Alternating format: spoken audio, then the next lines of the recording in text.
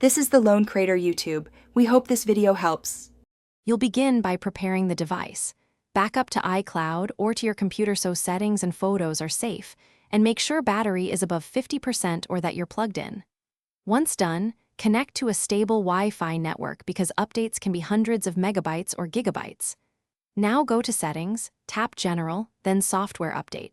Tap Download and Install. You may be asked for your passcode. This starts the update download and hands control to iOS to verify files.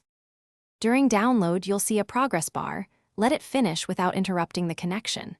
If the update won't download because of space, remove large videos or offload unused apps to free room quickly. Once downloaded, iOS verifies the package.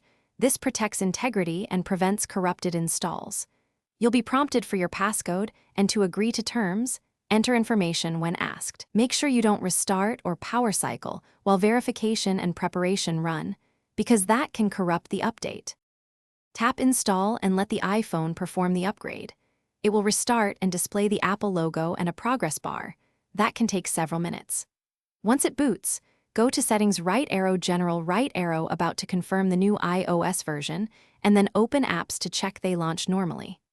If something goes wrong, the key troubleshooting step is to connect the XS Max to a computer and update or restore using Finder or iTunes. This often resolves stalled installations without losing data if you use Restore only as last resort.